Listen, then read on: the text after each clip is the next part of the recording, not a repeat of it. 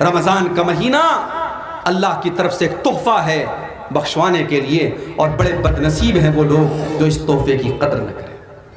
اگر اللہ نے ایک مہینہ آپ کو دیا ہے اپنے آپ کو بخشوانے کا، تو اس موقع کو اس موبائل کی وجہ سے چوکنے مت دو، کوشش کرو۔ میں یہ نہیں کہتا کہ آپ موبائل بند کر دو، کرنا چاہو تو وہ بھی کر سکتے ہو، بھئی بہت بڑے کاروباری ہیں آپ، لیکن اگر آپ چاہیں ایک مہینہ موبائل کا استعمال کم کر سکتے ہیں۔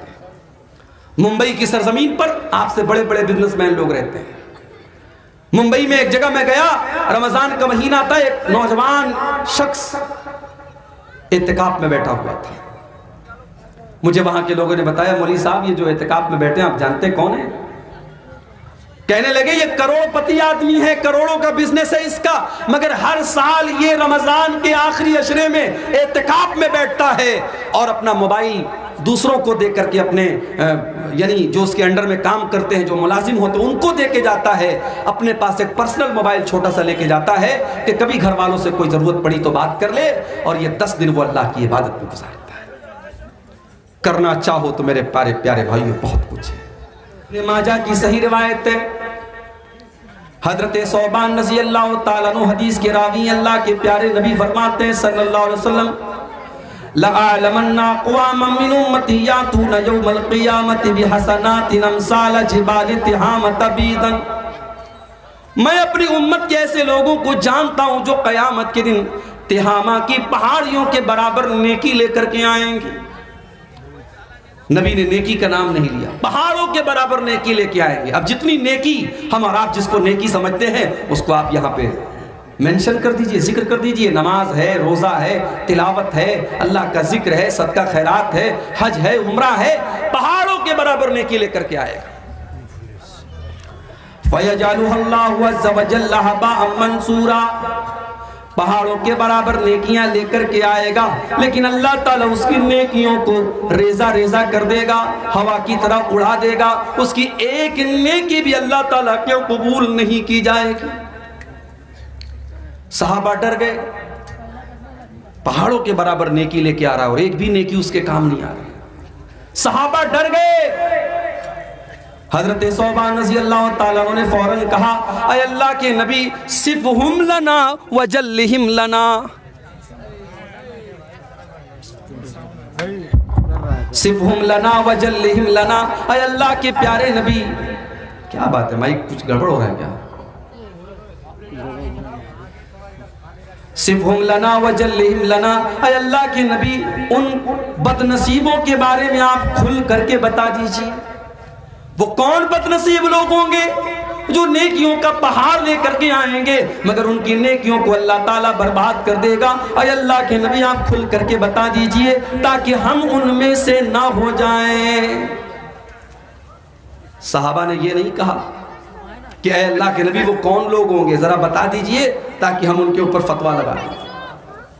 آج ہمارا اور آپ کا مزاج کیا ہے؟ ہم دوسروں پر فتویٰ لگاتے ہیں، پہلے اپنے گریبان میں جھانکنے کی ہمیں توفیق نہیں ملتی، ہم دوسروں پر فتویٰ لگاتے ہیں۔ صحابہ نے کہا اے اللہ کے نبی ہمیں بتائیے ہم ان میں سے نہ ہو جائیں۔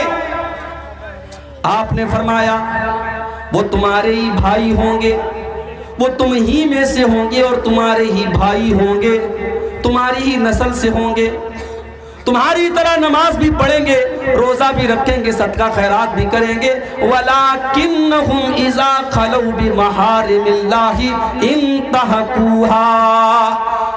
بس ایک بات کی کمی ہوگی، بس ایک چیز کی کمی ہوگی، جب وہ اکیلے میں ہوں گے، جب وہ تنہائی میں ہوں گے، جب وہ خلوت میں ہوں گے تو وہ حرام کاموں کا ارتکاب کریں گے، وہ ناجائز کام کریں گے، وہ آنکھوں کا زنا کریں گے، وہ ہاتھوں کا زنا کریں گے، وہ ناجائز اور حرام کام کریں گے۔ وہ بظاہر تو بڑے نیک ہوں گے، بظاہر تو بڑے روزے دار ہوں گے، وہ لوگوں کے سامنے تو بہت نیک اور بہت پرہیزگار ہوں گے، لیکن اکیلے میں ان سے بہت سارے گناہ سرزد ہوں گے۔ آج موبائل نے اسی مقام پر ہم کو لا کے کھڑا کر دیا ہے میرے بھائی۔ رات کے 12 بجے نوجوان لڑکا کھیتوں میں نکل کر کے کس سے بات کر رہا ہے کیا ہم نہیں جانتے؟ رات کو 2 بجے جوان لڑکی کسی سے چپکے چپکے فون پر بات کر رہی ہے، کس سے باتیں کر رہی ہے ہمیں اندازہ نہیں ہے۔ میرے پیارے ساتھیوں، اس موبائل نے آج بچوں سے ان کا بچپن چھین لیا۔ اس موبائل نے آج بوڑھوں کے بڑھاپے اور بزرگی کے تقدس کو ختم کر دیا۔ اس موبائل نے آج وہ حالات پیدا کر دیے کہ مسجد کے اندر نماز ہو رہی ہے، امام صاحب قرآن کی تلاوت کر رہے ہیں اور موبائل کی رنگ بج رہی ہے، گانا بج رہا ہے۔ کبھی کسی نے تصور نہیں کیا تھا کہ مسجد کے اندر گانا بجے گا۔ اس موبائل نے وہ حالات بھی لا کے پیدا کر دیے۔ تو اس موبائل کو اپنی مغفرت کے راستے میں رکاوٹ بننے مت دو میرے بھائی۔ اللہ کے نبی منبر کے اوپر چڑھ رہے ہیں، پہلی سیڑھی پر آپ نے قدم رکھا، فرمایا آمین، دوسری سیڑھی پر قدم رکھا، فرمایا آمین، تیسری سیڑھی پر قدم رکھا، فرمایا آمین۔ صحیح ترغیب و ترہیب کی روایت ہے، آپ نے منبر کی 3 سیڑھیوں پر قدم رکھ کر کے آمین کہا۔ صحابہ کو بڑی حیرت ہوئی، اے اللہ کے نبی کیا بات ہے، آپ نے بار بار آج آمین کیوں کہا؟ آپ نے فرمایا جب میں نے منبر کی پہلی سیڑھی پر قدم رکھا، جبریل امین نے بددعا کی، رغیم انف رجل ادرک رمضان فلم یغفر له، اس انسان کے لیے بربادی ہو جس نے رمضان کا مہینہ تو پایا مگر اپنی بخشش نہ کروا سکا۔ رمضان کا مہینہ ملا اور اس کی بخشش نہ ہو سکی، بربادی ہو اس انسان کے لیے۔ جبریل نے بددعا کی، میں نے آمین کہا۔ دوسری سیڑھی پر قدم رکھا، جبریل امین نے بددعا کی، رغیم انف رجل ادرک عندہ الکبر والداہ، اس کے والدین بڑھاپے کو پہنچ گئے، اس نے اپنے ماں باپ کو بڑھاپے کی حالت میں پایا، فلم یغفر لہ، اور اپنی بخشش نہ کروا سکا۔ ماں باپ اس کو بڑھاپے میں ملے، ان کی خدمت کر کے اپنے آپ کو جنت کا حقدار نہ کر سکا، اس بد نصیب انسان کے لیے بربادی ہو۔ جبریل نے بددعا کی اور پیارے نبی نے آمین کہی۔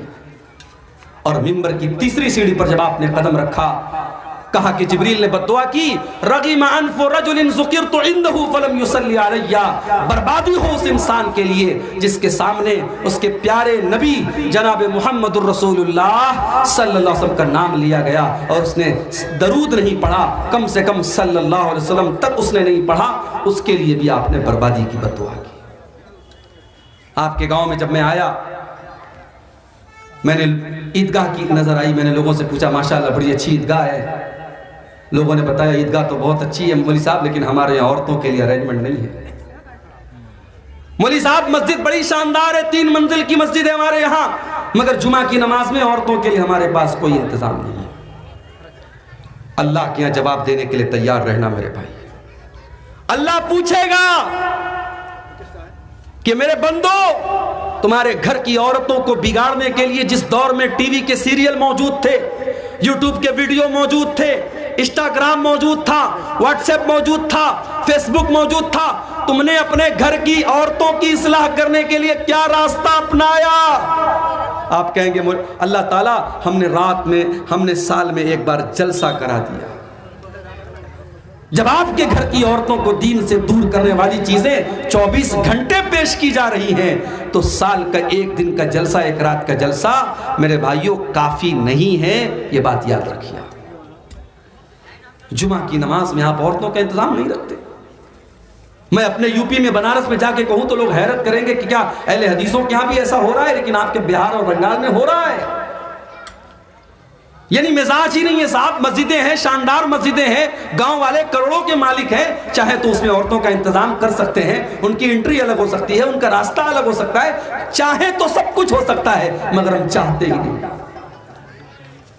بنگال کے کتنے علاقوں میں گیا، اہل حدیثوں کی مسجدوں میں 2 اذان ہو رہی ہے صاحب جمعہ کے دن۔ میں نے پوچھا ایسا کیوں ہو رہا ہے؟ بولے مولوی صاحب ایک زمانے سے ہوتا چلا آیا ہے۔ میں نے کہا تب ہمیں اپنے آپ کو اہل حدیث نہیں کہنا چاہیے، ہمیں اپنے آپ کو اپنے باپ دادا کا مقلد کہنا چاہیے، مقلد۔ ارے ہم نے اہل حدیثیت اسی لیے قبول کی ہے، ہم کسی کی تقلید نہیں کرتے۔ جب ہم نے امام ابو حنیفہ، امام مالک، امام شافعی اور امام احمد ابن حنبل جیسے بڑے بڑے اماموں کی تقلید نہیں کی تو اپنے باپ دادا کی تقلید کریں گے ہم؟ آج بنگال کے کتنی مسجدوں میں فرض نماز کے بعد مولوی صاحب ہاتھ اٹھا کے دعا کر رہے ہیں، اجتماعی دعا ہو رہی ہے، امام صاحب دعا کر رہے ہیں، ساری پبلک آمین کہہ رہی ہے۔ کیوں ہو رہا ہے میرے بھائی؟ یہ تقلیدی ذہن کیوں ہے آپ کے ہاں؟ رمضان کا مہینہ آ رہا ہے، کم سے کم آپ اپنی مسجدوں میں عورتوں کے لیے انتظام کراؤ میرے بھائی۔ میں آپ کی غیرت کو جگا رہا ہوں۔ میرے نوجوانوں، اگر اپنے قوم کی عورتوں کو بچانا چاہتے ہو، اگر چاہتے ہو کہ تمہارے گاؤں کی لڑکیاں اور بہنیں تمہاری کل آنے والے دنوں میں جو حالات ہیں مرتد نہ ہو جائیں، تو اللہ کے واسطے اپنی بیٹیوں کو ایمان سکھاؤ، ان کو اسلام سکھاؤ، ان کو قرآن و سنت سکھاؤ، اور اس کو سکھانے کا سب سے سمپل طریقہ یہ ہے کہ کم سے کم ایک بات اور بتا دیں، کچھ لوگ یہاں پر مطلب شادی بیاہ میں دلہن کے یہاں قبول کراتے ہیں، اگر قبول سسٹم اگر دلہن کے یہاں قبول نہیں کرائے